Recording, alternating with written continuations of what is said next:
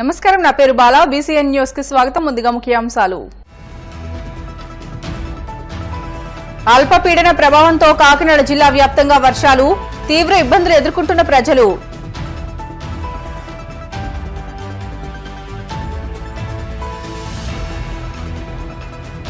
కాకినాడ భీమేశ్వర స్వామి ఆలయంలో ఆషాఢం పూజలు, శాకంబరి దేవి అలంకరణలో భక్తులకు స్వామి దర్శనమిచ్చిన త్రిపుర సుందరి దేవి.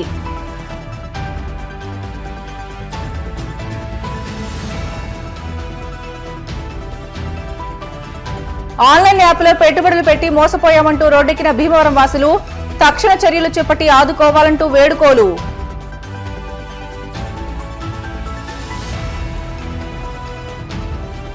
అల్లరి చేస్తున్న పిల్లలు బెదిరించేందుకు తండ్రి చెదిరింపులు, అనుకోకుండా ఉరి బిగుసుకుపోవడంతో స్పాట్ డెడ్.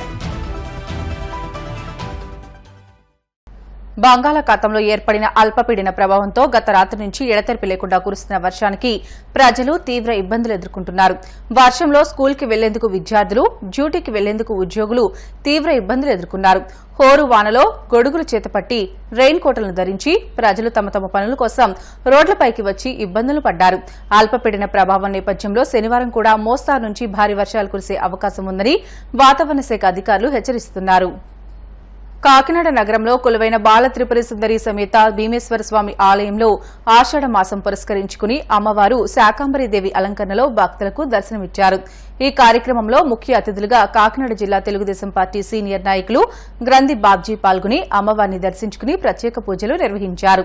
ఈ సందర్భంగా ఆయన మాట్లాడుతూ సుమారు 750 సంవత్సరాల పురాతన చరిత్ర కలిగిన ఆలయంలో ప్రతి ఏటా ఆషాఢ మాసం పురస్కరించుకుని అమ్మవారిని శాకంబరి దేవిగా అలంకరించారు. దాతల సహకారంతో సుమారు 6 టన్నుల కాయగూరలు, ఆకుకూరలు, పండ్లతో అమ్మవారిని శాకంబరిగా అలంకరించారు. ఈ సందర్భంగా ఆలయ ఉత్సవ కమిటీ సభ్యులు అద్దేపల్లి గంగరాజు, తంగేటి సతీష్లు మాట్లాడుతూ కాకినాడ సిటీ ఎమ్మెల్యే వనమాడి కొండబాబు ఆదేశాల మేరకు అమ్మవారిని శాకంబరిగా అలంకరించి అన్ని ఏర్పాట్లు చేసినట్లు తెలియజేశారు.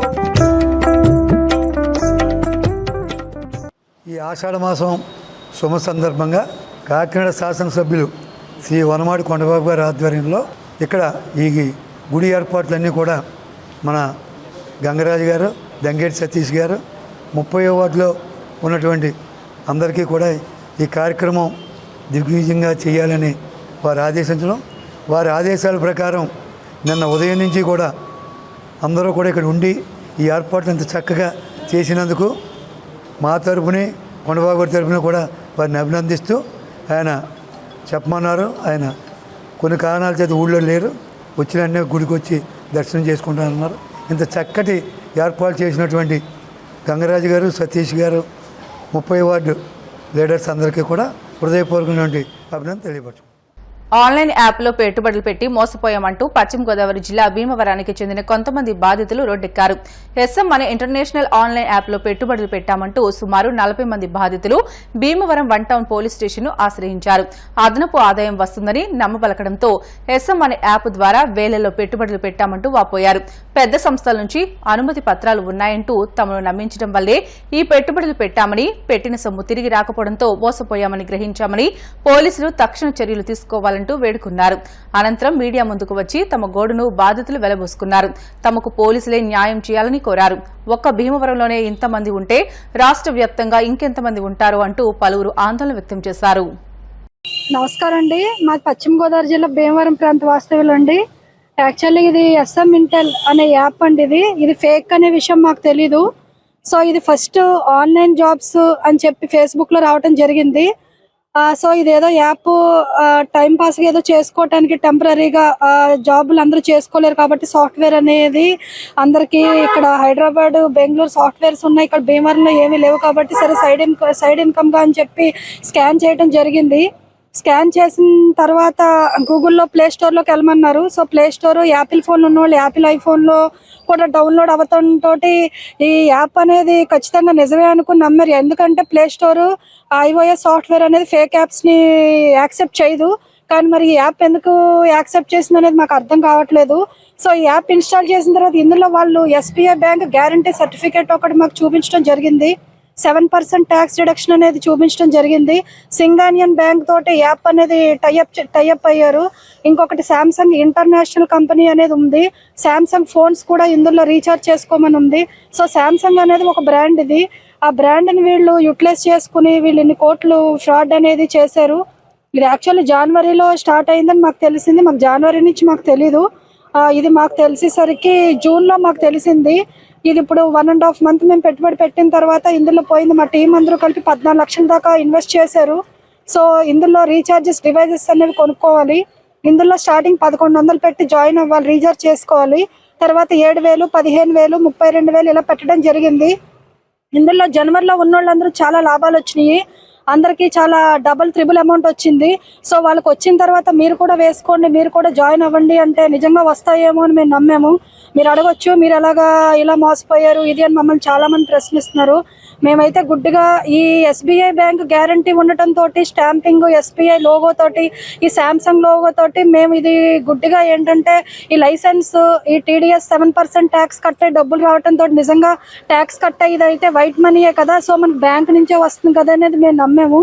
సో మా పైన వాళ్ళు గ్రూప్ అడ్మిన్ వాళ్ళ చుట్టాలు వాళ్ళందరూ ఇందులో చాలా మంది మోసపోయారు. దగ్గర ఇది చాలా 2,000 నుంచి 3,000 కోట్ల స్కామ్ అండి. ఇది చిన్న స్కామ్ కాదు. ఇది తాడేపల్లిగూడెం, తణుకు, నర్సాపురం, అనకాపల్లి, మొగల్తూరు, ముత్యాలపల్లి, నర్సీపట్నం ఇలా చాలా చోట్ల అందరూ ఈస్ట్ వెస్ట్ కాకినాడ ఇలా నేను పేర్లు అయితే మొత్తం చెప్పలేను కానీ చాలా మంది అయితే నష్టపోయారండి. ఇది నాకు 7 నెలల క్రితం సోషల్ మీడియా ద్వారా శాంసంగ్ కంపెనీ అని చెప్పి వర్క్ ఫ్రమ్ హోమ్ అని చెప్పి ఓపెన్ అయిందండి. అందులోను ఫస్ట్లోను 520 నుంచి స్టార్ట్ చేసి కట్టించుకున్నారు.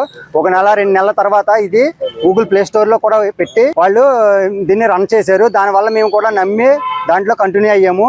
ఇవి లాస్ట్ 1 month బ్యాక్ నుంచి దీంట్లో ఎక్కువ అమౌంట్ పెట్టేసి ప్రొడక్ట్లని, ఆ ప్రొడక్ట్లు దాని ద్వారా వచ్చే కమిషన్ ఎక్కువ వస్తుందని చెప్పి జనాల నుంచి అమౌంట్ కట్ తీసుకొని ఇప్పుడు మొత్తం యాప్ 2 రోజులు 3 రోజుల నుంచి యాప్ ఎత్తేసారండి మొత్తం. ఇది ఇప్పుడు ఎందుకు నేను మీడియా ముందుకు రావడానికి కూడా కారణం ఏంటంటే ఈ యాప్ వేరే గ్రూప్లో రన్నింగ్లో ఉంది, అలాగే గూగుల్ ప్లే స్టోర్లో కూడా రన్నింగ్లో ఉంది.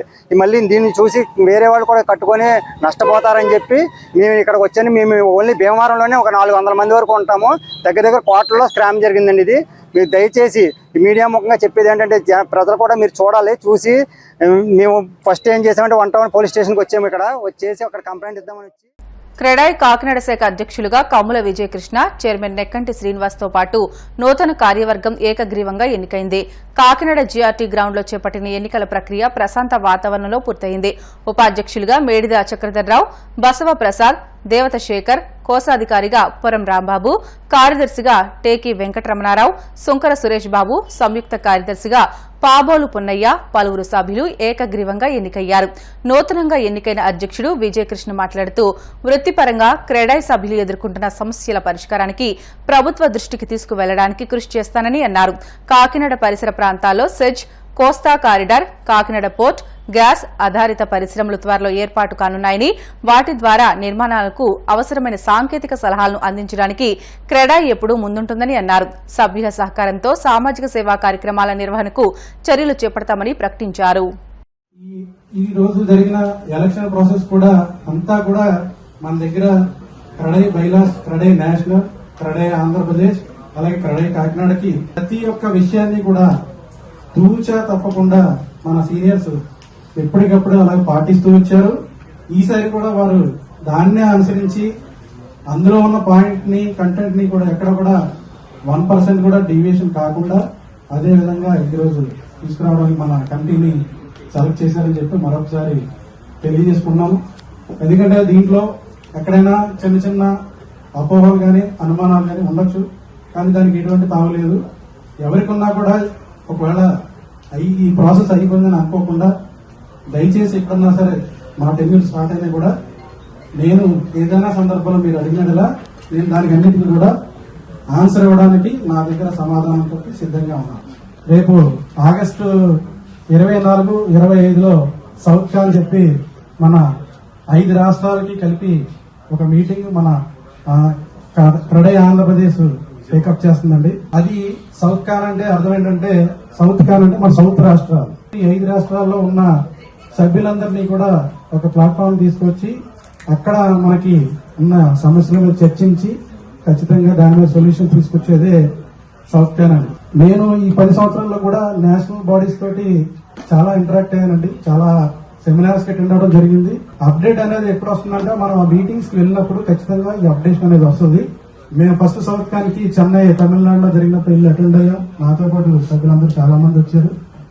అలాగే యూత్ కాన్ కి ఎట్లా ఉంటుందంటే ప్రమోషన్ చెప్తున్నాను. మేము యూత్ కాన్ ఆహ్వానం వచ్చినప్పుడు లాస్ట్ టైం నేను ముంబై యూత్ కాన్కి వెళ్ళాను, ఢిల్లీ సారీ. అప్పుడు ప్రైమ్ మినిస్టర్ మోడీ గారు డైరెక్ట్ గా క్రెడైకి వచ్చి అడ్రస్ చేయడం జరిగింది. తర్వాత చాలా సందర్భాలు మనకు ఆ ఇంటరాక్షన్ ఉంటుందండి.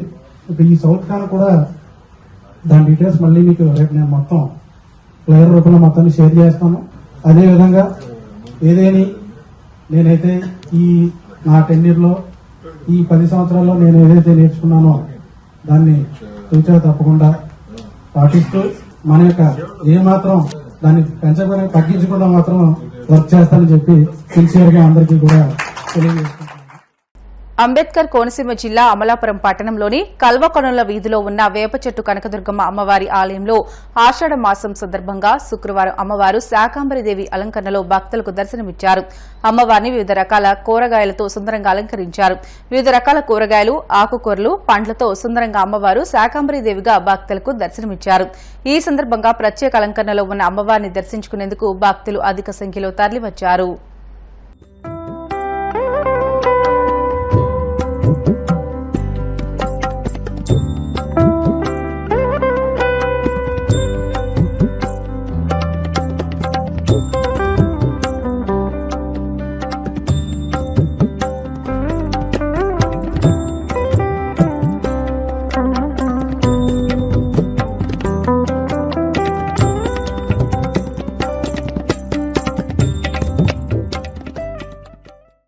బులెటిన్లో షార్ట్ బ్రేక్ తీసుకుందాం. Stay with us.